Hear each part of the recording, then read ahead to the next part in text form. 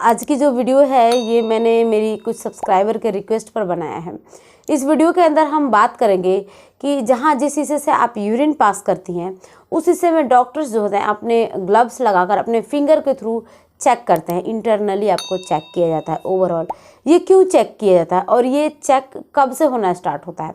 क्योंकि अगर आपका प्रेगनेंसी का स्टार्टिंग चल रहा है या फिर पहली बार आप माँ बन रही हैं तो आपको इन सारी चीज़ों को लेकर डाउट होगा, किस तरह की क्या चीज़ें होंगी, थोड़ी सी कह सकते हैं शर्म भी होगी कि क्या है क्या नहीं। ओवरऑल इन सारी चीज़ों के बारे में इस वीडियो में बात करेंगे।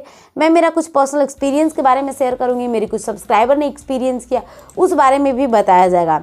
ओवरऑल मैं कंफर्टेबल हूँ आप सभी के साथ सारी बातें शेयर करने के लिए, क्योंकि आप तक ये सारे नॉलेज पहुँच जाएंगे तो आपको घबराना नहीं होगा और आप बेझिझक होकर अगर आपका चेक करवाया जा रहा है तो आप आराम से चेक करवाएंगे। तो चलिए गाइस, मैं वीडियो को स्टार्ट करती हूँ। मैं हूँ श्वेता और आप सबका बहुत बहुत स्वागत है प्राइम मॉम चैनल में। अगर पहली बार आए हैं चैनल पे तो चैनल को ज़रूर सब्सक्राइब कर वीडियो को लाइक कीजिएगा। अब यहाँ पे हम बात करेंगे कि इंटरनल चेकअप जो होता है वो कब होता है, किन महिलाओं का होता है। देखिए, प्रेगनेंसी के बाद सभी का होता है, कहने का मतलब है। मैं अगर पर्सनल बात करूं, मेरे अपने बारे में बात करना चाहूँगी कि 3 महीने से पहले जब मुझे पता चला कि मैं प्रेग्नेंट हूँ, मैं चेकअप के लिए गई तो मेरी डॉक्टर ने इंटरनल मुझे चेक किया और पता किया सर्विक्स की हाइट क्या है या सर्विक्स ओपन तो नहीं है, इन सारी चीज़ों को चेक किया। तो पहली बार मुझे इसका कोई आइडिया नहीं था, लेकिन ये चीज़ें हुई तो फिर मैंने जो ऑलरेडी मॉम बन चुकी हैं मैंने उनसे बातें की तो मुझे ओवरऑल ये जानकारी मिली कि सभी महिलाओं का इंटरनली चेकअप स्टार्टिंग में नहीं होता है। किसी का होता है, किसी का नहीं होता है। अब कारण क्या है, क्यों किसी का होता है किसी का नहीं होता है, ये आपके डॉक्टर के ऊपर डिपेंड करता है। क्योंकि हर डॉक्टर का ट्रीटमेंट करने का तरीका, अपने पेशेंट को कंसिडर करने का तरीका अलग होता है। बहुत सारे डॉक्टर जो होते हैं वो चेक कर लेती हैं, स्टार्टिंग में ही चेक कर लेती हैं, या फिर आप जितनी बार जाते हो, अगर आप कहने का मतलब है कि पूरी प्रेगनेंसी में 4 से 5 बार वो चेक करती हैं, हर 1-2 महीना पे चेक कर लेती हैं।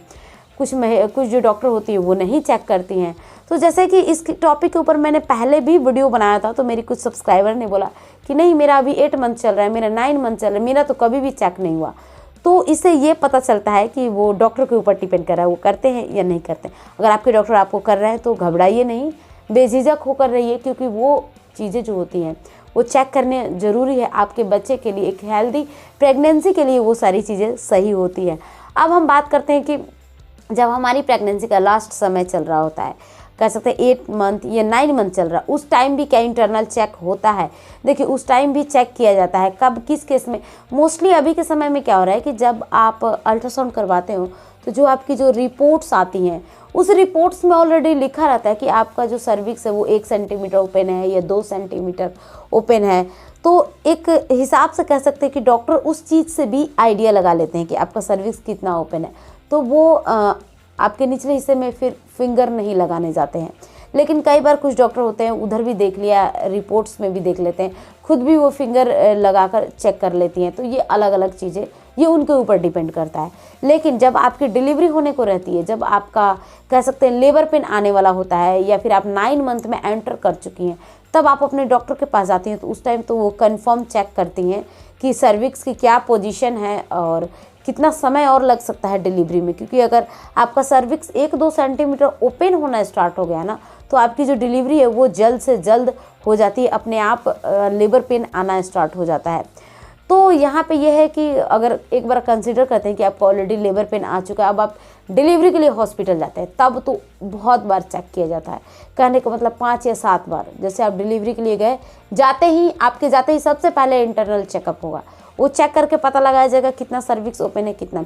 उसके बाद उसी हिसाब से आपको ड्रिप चढ़ाया जाएगा, उसी हिसाब से मेडिसिन दिया जाएगा, फिर और ओपन करने की कोशिश किया जाएगा अलग अलग इंजेक्शन वगैरह के थ्रू, मेडिसिन के थ्रू।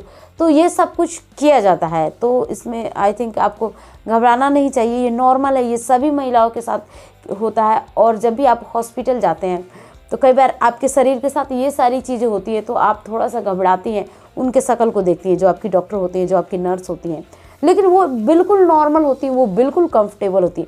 क्यों? क्योंकि उनका जो है ना ये रोज़ का काम है, रोज़ ये यही काम करते हैं। तो इनके लिए थोड़ी सी भी शर्माहट या घबराहट की ज़रूरत नहीं होती है, वो बिल्कुल कॉन्फिडेंस में रहते हैं और चेक कर लेते हैं। तो आई थिंक गाइज यहाँ मैंने आपके डाउट को क्लियर किया, मैंने बताया कि ये सभी के साथ होता है, तो आपको थोड़ा सा कॉन्फिडेंस में रहने की ज़रूरत है। आई थिंक गाइज तब मिलती हूँ मैं आप सबसे अगली वीडियो में। अभी कुछ पूछना है, कुछ रह गया है तो मुझे नीचे कमेंट कीजिए, नेक्स्ट टाइम मैं आपके कमेंट को ज़रूर पिक करूँगी। तब तक के लिए बाय बाय, टेक केयर।